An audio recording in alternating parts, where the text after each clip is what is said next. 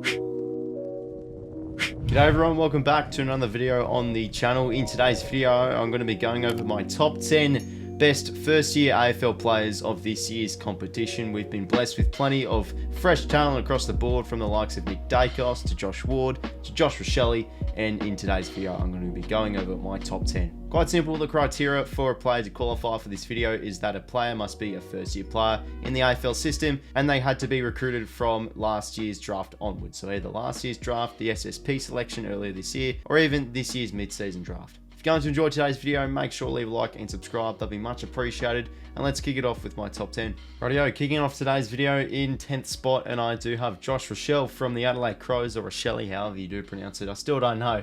But anyways, he's had a terrific year.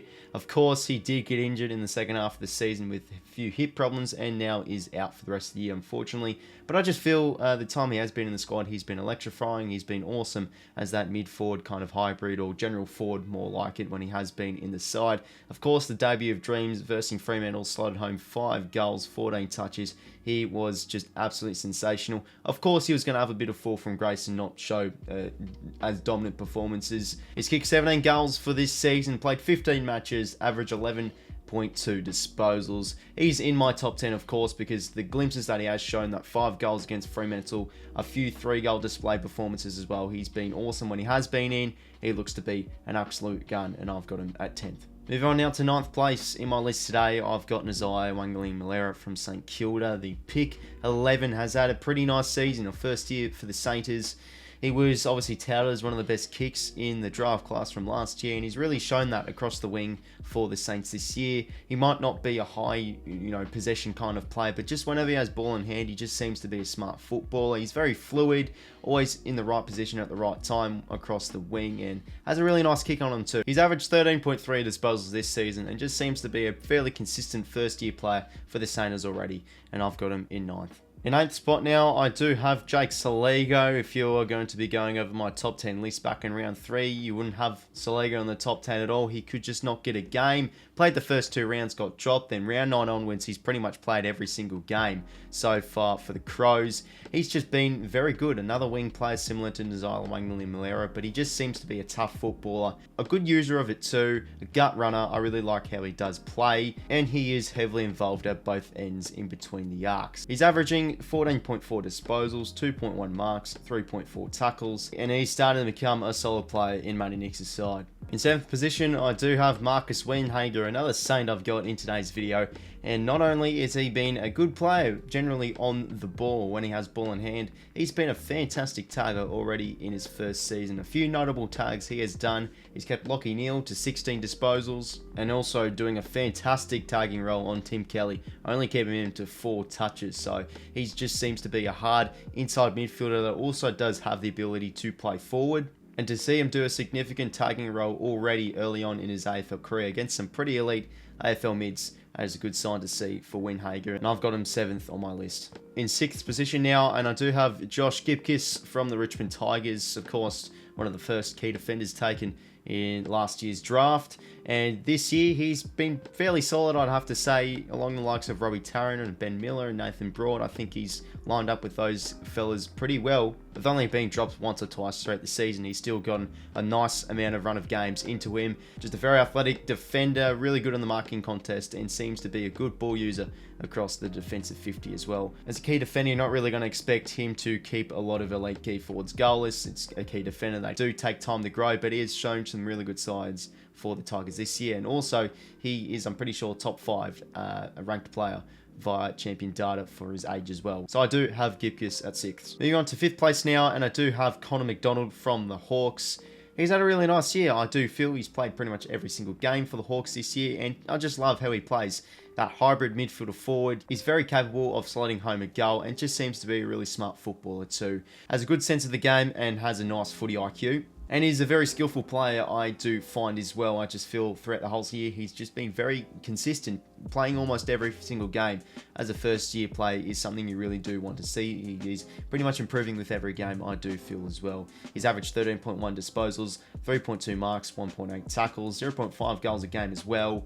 I think he has had a really nice, solid season Colin McDonald, and I've got him at 5th. Moving on to 4th place, and I have Ben Hobbs from Essendon. It took his time for him to finally make his debut, and he finally made it in round 5, and he hasn't looked back. He's played every single game up until round 22 during the time of recording this video, and he's been fantastic for the Dons. Of course, first year play, you don't really have to show some sort of significance stat-wise, but just how he looks in the midfield, just that tough, nutted midfielder. He looks like a real future leader on the field, looks like a future captain, and he's had a few really inspirational quarters or glimpses, especially that 4th term against the Swans. He was amazing. I think he had like 13 touches and a goal.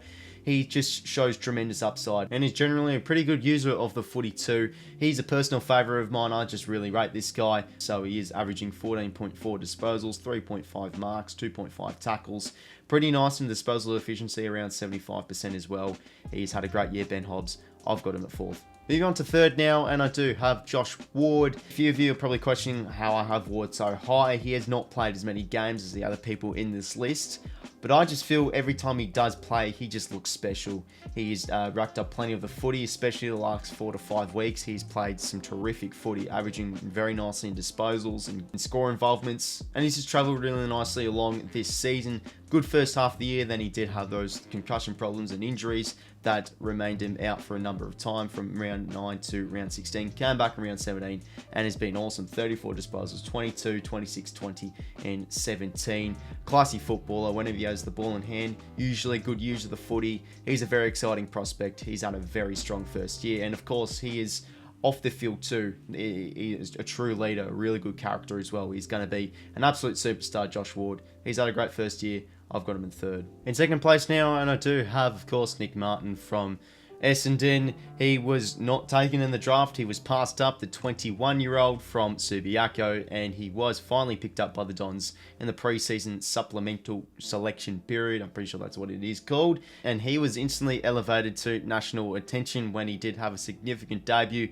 kicking 5 goals and having 27 touches against the Cutters, and we all knew this guy could really play as a hybrid mid/forward, and he's continued to just tractor on and motor on and have a fantastic year for the Dons. Really consistent, averaging around 20 disposals a game. Just a flashy use of the ball, has that X factor as well. Is an absolute steal for the Dons. A true hidden gem found, and Nick Martin has had a very nice year for the Dons. I've got him in 2nd. And the first, no surprises, we have got pretty much the lock-in rising star, Nick Daicos. We all know what a year he has had. We were all expecting him to have a magnificent year. He was probably, if the rules were allowed to, he probably would have played last year in the AFL as a 17-year-old. And he sure has lived up to the hype this year, playing every single game this season for the Pies. A few best on ground performances scattered around, especially against the Crows, with 40 touches and 3 goals. And we saw last week he finally did get tagged from Ryan Clark, so he's starting already as a first-year player.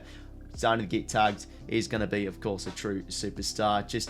We expected it. He's just going to be an absolute gun. Can play pretty much anywhere.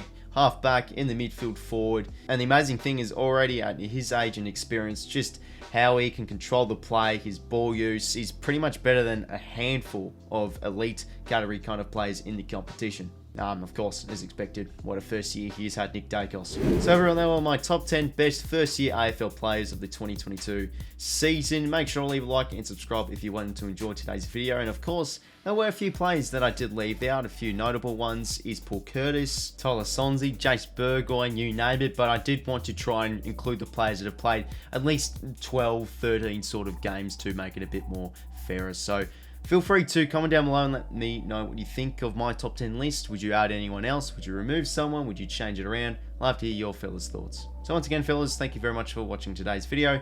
And until next time, I'll talk to you later. See you later, fellas.